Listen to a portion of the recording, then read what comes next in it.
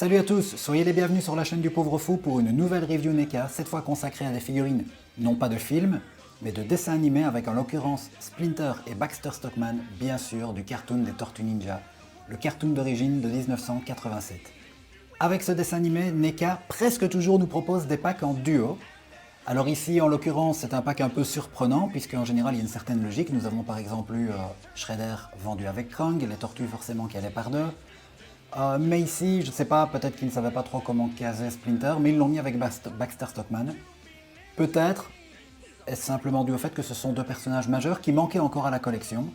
Enfin, peu importe, personnellement je suis très content de les avoir. Euh, Puisque j'essaye de m'en tenir aux personnages essentiels, mais donc j'estime qu'ils en sont. Splinter c'est quand même le maître des tortues, s'il vous plaît. Et Baxter est un personnage récurrent qui revient dans pas mal d'épisodes, de mémoire une quinzaine. Mais justement, si vous voulez aller vérifier, j'en profite pour vous rediriger vers le site tortupedia.com. C'est la bible francophone des Tortues Ninja. Vous y saurez tout ce qu'il faut savoir. Et ce genre d'info est précise. Il a recensé, le webmaster de ce site a recensé tous les épisodes dans lesquels le personnage apparaît. C'est donc un ennemi récurrent des tortues. Baxter, qui pour rappel à la base est un scientifique humain, qui va être muté avec une mouche et il va apparaître l'essentiel du temps dans la série. Non, j'allais dire une bêtise en fait, je ne sais plus, mais je pense que c'est partagé. Il y a quelques épisodes où il est en humain, et puis une fois qu'il est transformé en mouche, c'est irréversible, et on le voit donc dans la configuration que vous pouvez déjà apercevoir au travers de ce blister. Voilà, c'est tout pour l'intro. Nous allons maintenant passer à la partie testing, avec donc stabilité, rigidité, maniabilité. Et puis ensuite, je vous présenterai les accessoires qui sont nombreux, et bien sûr, on verra les personnages d'un peu plus près. A tout de suite.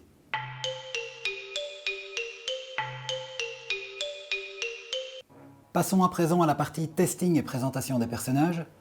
Mais en amont de cela, je vous rappelle que vous pouvez vous précommander la figurine, enfin le pack des deux figurines pour 59,90. Et au cas où vous pourriez me le demander, non, les figurines ne sont pas disponibles séparément. Et donc j'insiste sur le terme précommande, car pour une fois, je ne l'ai pas eu chez Funky Shop. Mais je vous renvoie quand même chez lui parce qu'il en a encore en préco et que c'est la meilleure boutique que je connaisse. Et tant que j'en suis au clin d'œil, je fais un coucou à mon pote de Senseiya Midclose, Kevin, qui est donc une chaîne spécialisée en Senseiya, mais qui fait beaucoup du Tortue Ninja sur sa chaîne, presque autant je dirais même. Et donc je sais qu'il va forcément se procurer le pack aussi. Et voilà, Kevin, Koamunga mon pote. Voilà, maintenant passons, rentrons dans le vif du sujet. Nous avons donc ici Splinter, qui à première vue est plutôt réussi au niveau du look. Alors c'est vrai que depuis 2-3 reviews, je vous propose un comparatif en off où je passe en détail le sculpte des figurines. Ici je ne vais pas le faire, on n'a qu'une seule tête, c'est un dessin animé. Je ne dis pas, c'est pas forcément évident de faire des figurines de dessin animé, mais je trouve que le défi est quand même différent que lorsqu'il faut représenter un acteur. Et ma foi, NECA s'en sort, à l'instar de ses figurines de film, plutôt bien. Je trouve que la figurine est plutôt ressemblante, ma foi. Maintenant, il y a un truc que je regrette toujours, et ça c'est valable sur toutes les figurines de cette gamme du cartoon, c'est les traits noirs. Il prononce les ombrages, notamment à l'arrière, vous voyez, le pelage, je vais dire, de Splinter est plus foncé à l'arrière que sur son museau à l'avant. Et ça c'est pareil pour tous, que ce soit le casque de Shredder, la tunique jaune d'April, la carapace l'arrière de la tête des tortues est d'un vert plus foncé également. Donc, or, les ombrages dans la vraie vie se font naturellement au gré des éclairages, qu'ils soient artificiels ou le soleil. Bon. Et puis c'est très noir, ça renforce le côté cartoon, mais du coup ça nous dispense des moustaches de Splinter, je trouve ça dommage. Certes, ça aurait été fragile, mais en fait, les traits noirs que vous voyez ici en ondulation, c'est censé représenter les moustaches. Ça, mais du coup, c'est pas raccord visuellement. Pour le reste, le sculpte est bon, et ce qui est intéressant, regardez, c'est qu'on peut lui ouvrir la gueule, lui donner différentes expressions. On n'a qu'une seule tête, ce n'est pas comme pour les figurines de film où on en a toujours au moins deux. Mais bon, vous allez voir, ils ont quand même été très très généreux avec ce pack et je vais y venir après dans la partie accessoires. Donc forcément, n'essayez pas de lui enlever sa tête. Par contre, vous pouvez le désapper. On peut enlever son kimono qui est donc fait en tissu. Et ça, c'est vachement cool. Maintenant, il y a un petit souci, c'est que la ceinture est trop longue. Vous allez le voir. Voilà, je mets donc ici sur la droite de votre écran, des images pour faire des comparatifs. Je fais comme je peux, j'ai dû aller piocher des captures d'écran dans dans les dessins animés. On n'a pas tant que ça sur Google. Voilà. Alors, je vous le dis, le kimono, enfin la ceinture, j'ai dû la refaire, enfin pas la refaire, pas la refabriquer, mais j'ai dû l'enlever et la renouer par moi-même parce que dans le blister, elle tenait comme ça, hein. Et d'ailleurs, il faut parfois un petit peu jouer pour faire tomber les lianes vers le bas. Pour le reste, les couleurs sont bonnes, l'apparence globale de Splinter est bonne. Je ne dis pas que c'est une figurine fantastique au niveau de la finition, mais quand même, voilà, je le remets, hein. Quand même, je trouve que c'est plutôt bien lui, c'est bien représenté. La queue également est amovible. Voilà, je pense qu'on le voit bien ici, comme ça. Oups, pardon. Et voilà, on peut un peu l'articuler. Ça peut être pratique pour faire tenir le personnage. Voyons justement, on va voir sa stabilité, mais oui, faisons les choses dans l'ordre, puisque sur ma chaîne désormais il y a la trinité stabilité, rigidité, maniabilité. Ben, testons dans l'ordre, justement dans l'ordre d'abord. La stabilité. Bien sûr, la queue aide. Voilà, il tient sans problème. Il a des grandes pattes, ça aide. Mais vous voyez, entre guillemets, je triche. Et comme justement la queue est amovible, si à un moment donné vous voulez l'animer en train de se battre avec Shredder, eh bien, par exemple, dans le mouvement, voilà, sa queue, ou alors qu'il s'abaisse pour prendre un truc, enfin, essayons de le faire tenir droit, mais sans tricher avec la queue. C'est tout de suite plus compliqué, hein. Ça, c'est l'éternel problème chez NECA. Voilà, je pense que Splinter devrait pouvoir se balader. On devrait pouvoir lui donner des posings sans forcément faire tenir la queue au sol. Ah oui, attention aux articulations, ça peut être fragile. Oui, bon bah voilà, moi je conseille, voilà, si vous mettez la queue au sol, vous n'aurez aucun problème. Rigidité, voilà, pour les bras. On le fait donc à l'aveugle. On n'est pas aidé par le kimono, et forcément, si on a envie d'articuler la figurine, on n'a pas envie à chaque fois de devoir enlever le kimono. Ce que vous pouvez faire, hein, pour rappel. Alors, c'est vrai que là, j'empiète. Je suis déjà sur la maniabilité. Mais en fait, la rigidité et la maniabilité, bien souvent, elles se testent de concert. Alors la maniabilité est plutôt bonne, mais un peu gênée par le kimono. Mais bon, j'ai même pas envie de le leur reprocher, parce que si on avait eu le kimono en plastique, on aurait tous râlé. On sait très bien que des vêtements de ce style, comme la cape de Shredder, bah, ça se fait en tissu, quoi. On est cool, on est content que ce ne soit pas du full plastique. Mais du coup, la maniabilité n'est pas optimale, mais ça va. Si on fait gaffe à ce qu'on fait, on arrive quand même à soulever les bras assez facilement, les jambes répondent bien aussi. Il est souple, mais est-ce qu'il est rigide du coup? Ça bouge vraiment très facilement, c'est plutôt rare ça pour une figurine NECA, mais voilà, quand on lui fait le test du grand écart avec le bras, ma foi, ça passe, hein. Ouais, ça va. On va dire que tout ça est ok, sauf encore une fois la stabilité. Voilà, bon, c'est peut-être question de point de vue. Alors les jambes, est-ce qu'on peut facilement les plier? Oui. La maniabilité est excellente, si je fais fi du fait qu'on est légèrement gêné par le kimono. Passons maintenant à Baxter Stockman. Baxter donc, voyons déjà le sculpte ici, oups, pardon, des visages.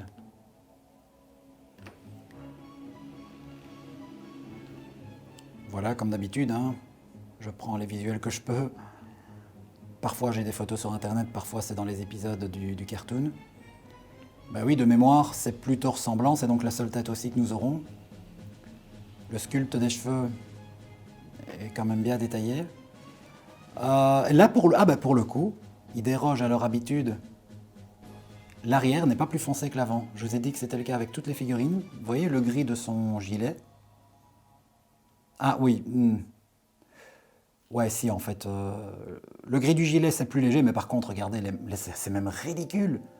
En effet, il est habillé en blanc, Baxter. Sa tunique, comme vous le voyez sur les photos de comparaison que je mets ici à droite pendant que je parle. Donc le gilet est gris, mais la chemise, ça doit être une chemise qu'il est en dessous, on va dire. Elle est blanche, mais regardez, pour faire l'ombrage, c'est carrément devenu gris. Là, je trouve que c'est ridicule. Ah, petit défaut de peinture ici, je n'avais rien repéré avec Splinter. Mais évidemment, c'est pour l'essentiel un kimono. Là, voilà, on voit une petite trace de peinture blanche. Sinon, pour le reste, c'est peint plutôt proprement. Et le pantalon, oui, voilà, le gris est plus foncé à l'arrière. Hein. Donc j'ai parlé trop vite. C'est pour les cheveux, ils ne l'ont pas fait, oui. Ils ont fait tout d'une traite. C'est une erreur, à mon avis. Ils n'auraient pas voulu le faire comme ça. Et alors, un petit détail amusant, il est tout mou. Il y a du jeu. On ne sait évidemment pas lui enlever son gilet, mais voilà.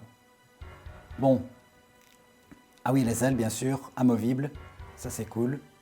Si on veut l'animer, et elles bougent indépendamment l'une de l'autre. Les ailes, et puis, ce sont des pattes bonus qu'une mouche a. Est-ce qu'elles sont amovibles? Ah, je ne sais pas. Oui, il y a une articulation. On peut donc effectivement les soulever, donc c'est bien. On peut faire du posing avec, on peut s'amuser. Excusez-moi, quand je suis à deux mains, non seulement la mise au point, je fais plus trop gaffe. Alors je sens que ça résiste. Il ne faut pas trop insister. On ne peut pas faire beaucoup de mouvements avec, mais quand même. Alors, est-ce qu'il est stable, Baxter? Lui aussi, il a quand même plutôt des grandes paluches. Il n'aura pas une queue pour l'aider? Oui. Les pieds n'épousent pas parfaitement le sol, mais a priori, il est stable, lui. Ce qui n'est pas, selon moi, le cas de Splinter. Voilà. On réessaye comme ça, spontanément. Oui, ça va. Très bien. Ah, c'est rare, ça fait plaisir. Alors, rigidité. Ah oui, là, on le sent. Autant Splinter, ça bouge pas mal. Mais là, les tests de grand écart, nickel. Bien rigide, tout en étant maniable. Je dirais qu'au niveau pratique... Enfin, attendez, je parle un peu vite parce que, voilà. Essayons au moins de lui plier. Pour tester la maniabilité, je l'ai... Oh! Eh ben, je l'ai cassé.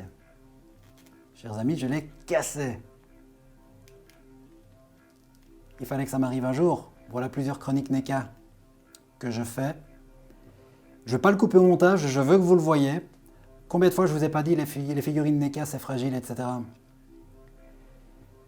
Et combien de fois j'ai pas dit mais j'ai du bol, je m'en sors bien.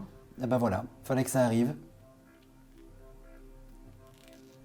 C'est très fragile, beaucoup trop. Regardez, vous avez vu, hein, j'ai fait le même geste avec le bras droit avec le bras gauche qu'avec le bras droit et le bras gauche. Bon, j'ai pu le reposer, oui. Bon, je vous montre d'un peu plus près. Hein.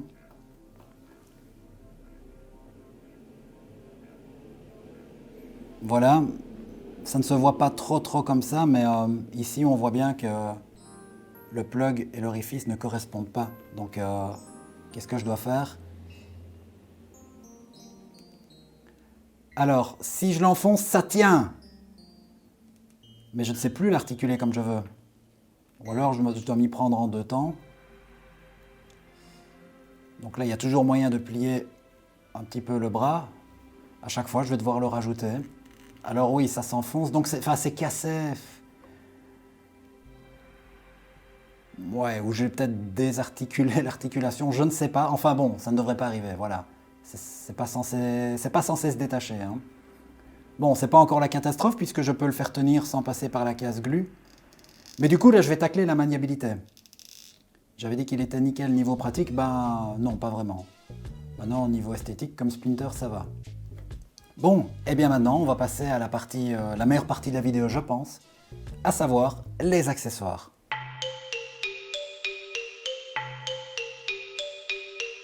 Nous revoilà pour les accessoires, et là je dois tendre les bras car j'en ai un qui est relativement grand, vous le voyez par rapport à la taille de mes mains. C'est le tapis de Splinter. Alors je n'ai pas vraiment trouvé dans les épisodes, enfin je pense, une image où on le voit sur son tapis. Pour moi, il n'y a pas vraiment de tapis qui ressemble exactement à ça, si ce n'est sur la photo que je mets ici maintenant. Voilà. Bon, il faut savoir un truc, il y a plus de 190 épisodes, hein, et 10 saisons, c'était un très long dessin animé. J'en ai quelques-uns ici sur mon disque dur, mais il n'y a pas d'intégrale DVD, ça n'a jamais existé, ça fait 34 ans maintenant, enfin 33 ans en tout cas aux États-Unis que la série existe. Ça n'a toujours pas été édité, on ne sait pas pourquoi.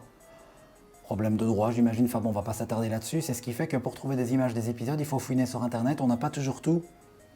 Et du coup, voilà, mais en effet, ce tapis m'est familier, voilà, je vous ai montré la photo, donc je pense bien que c'est celui-là. Il est en mousse, il est tout léger. C'est sympa d'y avoir pensé. Tout comme c'est sympa d'avoir pensé au reste. On va commencer donc par les accessoires de Splinter. Alors, concernant Splinter, Je vous parlais du site Tortupédia qui m'a beaucoup aidé pour faire mes recherches. Splinter forcément apparaît dans, à mon avis, quasiment tous les épisodes de la série, donc là oui, l'administrateur ne les a pas recensés, ce serait un peu grotesque, ce serait plus facile de recenser l'inverse, mais bon, je vous dis, je ne lui en veux pas, le travail serait fastidieux, même de dire alors dans le 22 de la saison 3, dans le 28 de la saison 5 et dans le 13 de la saison 9, il n'apparaît pas. Non, c'est pas grave, il ne l'a pas fait, enfin, de mémoire. Par contre, comme je vous l'avais dit tout à l'heure, ce sera le cas pour Baxter. Du coup, je n'ai pas de comparatif pour chacun des accessoires ou bonus, parce qu'ici nous avons quelque chose qui n'est pas à proprement parler un accessoire, mais plutôt un bonus, un petit rat. Alors oui, de mémoire, je n'ai pas retrouvé le visuel pour chacun d'entre eux, donc, mais celui-ci, si, maintenant ça me revient. C'est dans l'épisode 1, lorsque Splinter raconte à April l'origine des tortues et ses propres origines. On voit Omatoyoshi qui touche un rat, c'est ce qui fait qu'il va être transformé par le mutagène en rat à son tour. Et voici donc le rat en question, qui est à l'origine de cette transformation. Bon, je ne m'attarde pas sur le comparatif, sur la fidélité de la reproduction, mais il est mignon, il est bien fait, hein. C'est cool d'y avoir pensé. Alors ce qui suit là, voilà, je ne sais plus dans quel épisode c'est. Le problème, c'est pas un problème, mais ce qui m'embête, c'est que bien souvent, je me souviens avoir vu Splinter porter cette médaille. Mais le souci, c'est que j'arrive plus à remettre quand, à quelle occasion, une médaille du clan des foot, hein, ça vient du Japon, avec le logo du yin et du yang. Alors est-ce qu'il sait la mettre facilement? Donc on y est, testing. Oui, pour ne pas que la vidéo soit trop longue, parce qu'ici on a 2 figurines, beaucoup d'accessoires. Donc forcément, elle va encore une fois être assez longue. Mais voilà, j'en profite. Hop. Ouais, hein, ça rentre très bien. Oui, un truc, forcément ça fait partie des bonus. Hop, excusez-moi. C'est un petit peu loin, je ne l'avais pas bien préparé. Bon autant vous en parler maintenant. Ils ont plusieurs mains bonus. Ils ont été tout particulièrement généreux avec Splinter, qui a donc 2 paires de mains bonus, plus une autre encore ici. Là où Baxter a juste 2 paires de mains. Splinter a notamment une paire de mains où il lève le doigt, comme pour... il lève l'index, hein, tel qu'il le fait quand il raconte une histoire aux tortues, qu'il leur donne une leçon de vie, une leçon d'arts martiaux. Voilà, je vous fais juste savoir qu'il y a ça. Je ne m'attarde pas sur les détails, je ne vais pas faire comme j'ai fait avec certaines figurines NECA par le passé, à savoir tester la prise en main de tous les accessoires. Bon là je pars du principe quand même que ça aura été fait correctement et que les mains, je l'ai vu, on a effectivement des mains qui permettent de tenir des mains semi-fermées pour tenir les accessoires, et notamment la fameuse canne de Splinter. Bon là ça n'a pas été trop difficile de retrouver un visuel, et oui on peut voir que c'est tout à fait raccord. C'est un peu son accessoire de base. Et alors nous avons un sabre, forcément, c'est un ninja. À l'école des foot, il a été éduqué à manipuler ça. Et en plus de ce sabre, nous avons, tel qu'on le voit dans un épisode, un effet de flamme qui jaillit de l'épée. Voilà, ça s'emboîte parfaitement sur l'épée. Désolé, quand je vais chercher les accessoires dans le blister, la mise au point se barre, puisque forcément il se focalise sur mes mains. Voilà, en plus c'est bien translucide, on voit bien au travers, c'est plutôt sympa. Et nous avons encore un revolver. Je vais vous le montrer. Excusez-moi, tout n'est pas toujours facile à sortir des blisters comme ça, de façon efficace. Bon. Oups.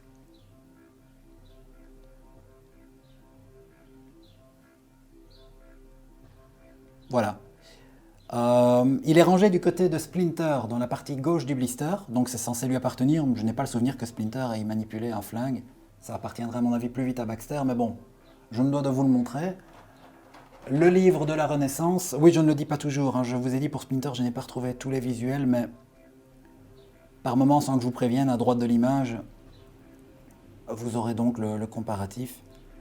Alors ici je n'ai pas retrouvé une image telle quelle dans le dessin animé, je me demande si NECA n'a pas un peu réinterprété, mais voilà. On a les 4 peintres ou sculpteurs de la Renaissance, car de mémoire, Donatello de mémoire est plutôt un sculpteur. Les autres ont un peu fait des deux. Voilà, donc le fameux livre de la Renaissance dont Splinter s'est beaucoup inspiré c'est totalement inspiré pour le nom de ses 4 enfants. J'ai de gros doutes quant à la couverture, mais peu importe, bon, c'est très chouette de l'avoir. Un autre livre qui lui est fermé. Voilà. Là, de mémoire, j'ai pas de comparatif. Vieux livre abîmé. Un parchemin du clan des foot. Hop, il doit se tenir dans ce sens-ci. Je suis vraiment désolé, je ne sais pas pourquoi la mise au point fait des siennes à ce point. Voilà, très sympa. Maintenant, passons à Baxter. Et je vous dis, c'est incroyable, mais c'est presque un pack d'accessoires en plus des figurines, tellement il y en a. Alors on va commencer par l'ordinateur dont j'ai oublié le nom. Un ordinateur qui prend vie sur un corps humain. D'ailleurs ici j'ai une image pour montrer le comparatif, où ça devient un peu un ordinateur mutant. Et alors regardez, non seulement NECA a été généreux en accessoires, mais en plus les accessoires sont bien représentés. Et regardez celui-ci, je ne sais plus comment on appelle cet effet-là, mais selon la façon dont j'incline l'ordinateur, les expressions de son visage changent. Bon, je sais que c'est vieux comme le monde ces effets-là, mais quand même, il fallait y penser. Vous voyez, là, il a l'air plus malicieux. Il regarde sur le côté, il est content, il est surpris. Enfin, c'est tout bonnement incroyable. Là, NECA, franchement, vous assurez, enfin, d'une manière générale, vous assurez. Je suis globalement très content de votre travail, mais vous me surprenez. Ça, je ne le savais même pas dans les présentations des figurines. J'avais pas repéré le truc. Et donc pour Baxter, oui, je pense avoir retrouvé de mémoire à peu près tous les visuels, afin de faire les comparatifs. Et là, nous avons... c'est une arme qui lui sert à transformer les gens à l'aide d'un rayon en animal. Voilà, il y a un âne, une tortue, un chat. Les silhouettes sont bien représentées, un lapin. Et puis une mouche, comme lui l'est. Et alors une espèce de fourmi, je pense. Ah oui, non, un hamster. Je pense que c'est censé être un hamster, puisque justement, on va y venir, il va être question de hamster. Donc voilà. Mais pas que. Avant ça, dans le même épisode, il a changé Shredder en mouche. Et là aussi, j'ai trouvé des comparatifs. C'est ma foi plutôt très bien représenté.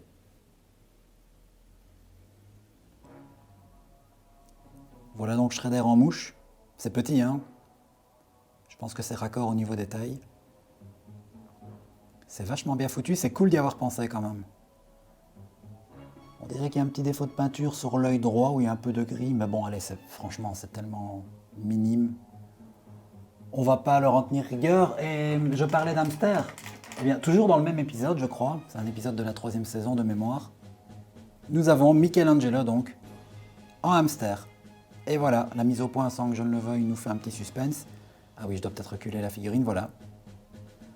Bon, ils ont forcé les traits noirs. Hein. Après, ils ont appuyé au feutre pour souligner le volume. Mais sinon, la représentation est plutôt bien, plutôt fidèle. Voilà, j'ai trouvé cette image-ci à droite que vous voyez. Voilà, c'est pas la même expression de visage, mais c'est pas grave. C'est relativement sympa d'y avoir pensé. Et alors pour terminer, dernier accessoire, la plante vénéneuse, qui fera beaucoup de tort à April dans l'épisode dans lequel elle apparaît. Voilà, bon, de prime abord, ça ressemble à une plante tout court, hein, je veux dire, pour nous. Mais au sein de l'épisode, elle l'est. Et tout ça est bel et bien lié narrativement à Baxter. Voilà, on a fait le tour.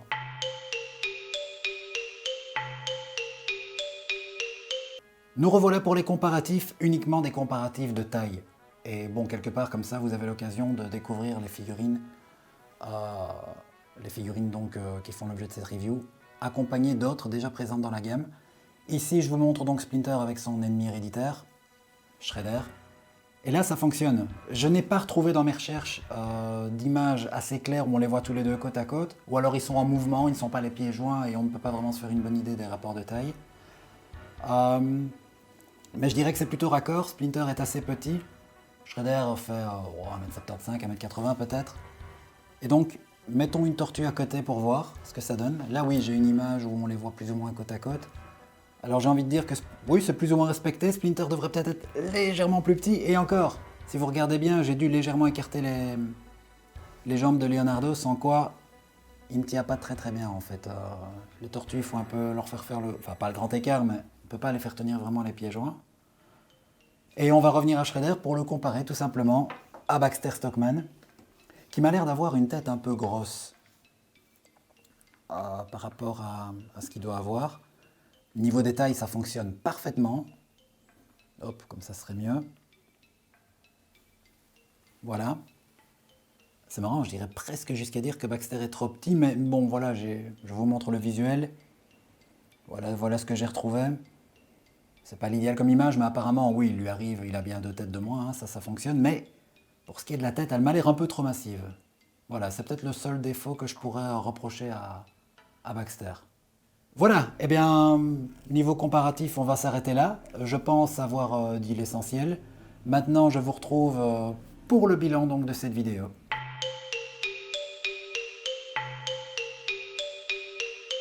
Voilà, nous nous retrouvons pour le bilan et comme toujours, je commence par le négatif pour finir en beauté avec le positif. Le négatif, alors je ne vais pas dissocier les deux figurines, hein, ce sera un peu une fois l'une, une fois l'autre. Bon, bah sur Splinter, il y a toujours cet éternel problème de rigidité, j'estime qu'il doit pouvoir tenir sans céder de la queue. Ensuite, je dirais que la ceinture est pas pratique, elle est trop grande, donc par accord, et elle a vite tendance à se soulever, ce qui n'est pas naturel. En troisième lieu, et là c'est valable pour les deux, les ombrages forcés à l'arrière de la figurine, c'est pas du tout naturel, je trouve pas ça beau du tout. Et en quatrième lieu, je rajouterais donc, toujours sur l'aspect esthétique, les traits noirs pour soulever les volumes, ou par exemple pour dessiner les moustaches de Splinter. Pour moi, ça le fait pas. Et c'est valable bien sûr pour l'ensemble de la gamme. Alors ensuite, nous avons le souci de maniabilité de Baxter Stockman qui est allé carrément jusqu'à une espèce de casse. Donc c'est même carrément une extrême fragilité dont il est question. Pour le reste, je dirais que Baxter a une tête légèrement trop grosse. Maintenant, venons-en au point positif. Eh bien, ma foi, un excellent rapport qualité-prix, donc pour à peu près 60 €. Vous avez 2 figurines avec une multitude d'accessoires. Un très bon rendu global quand même dans l'ensemble, malgré les soucis que j'ai définis. Ma foi, ils sont fidèles, que ce soit dans les couleurs, du moins à l'avant bien sûr, dans le sculpte, les visages sont ressemblants. Donc je vois Splinter, je vois Baxter, il n'y a pas de souci. Les figurines sont chacune bien rigides, donc à ce niveau-là, il n'y a pas de souci. Autre point positif, mais énorme point positif, c'est la multitude d'accessoires que nous avons avec. Alors c'est sûr, NECA est généralement très généreux à ce niveau-là, mais tout de même, ici on aurait pu nous vendre un pack rien qu'avec ces accessoires-là, que c'était commercialement rentable, je pense. Voilà, alors est-ce que je suis satisfait? Bon, bah globalement, oui, il y a des défauts aussi bien pratiques qu'esthétiques. Mais voilà, les figurines, c'est vrai qu'elles s'exposent à l'avant, donc les ombrages à l'arrière, quelque part, c'est pas très grave. La ceinture, bah, en chipotant un peu, ça va. La fragilité de Baxter, ben voilà, le bras, il y a quand même toujours moyen de le faire tenir. Donc, j'ai envie de dire que les points positifs sont plus probants que les négatifs. Les négatifs, il y a toujours moyen d'y pallier. Comme la stabilité de Splinter, quelque part, bah, la queue, c'est un peu un artifice, c'est une petite triche, mais l'essentiel, c'est que vous voyez, il tient. Voilà, peut-être que je chipote un peu aussi, mais je me dis que je dois tout vous dire pour que vous n'ayez pas de blague, vous, lors de votre propre unboxing.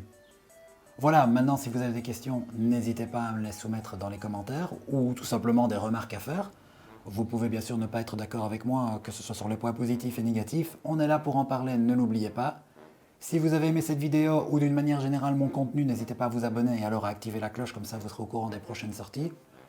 Je vous en remercie du fond du cœur, tout comme je vous remercie bien sûr d'avoir regardé cette vidéo. C'était le Pauvre Fou, je vous dis à bientôt pour de prochaines vidéos. Ciao les amis.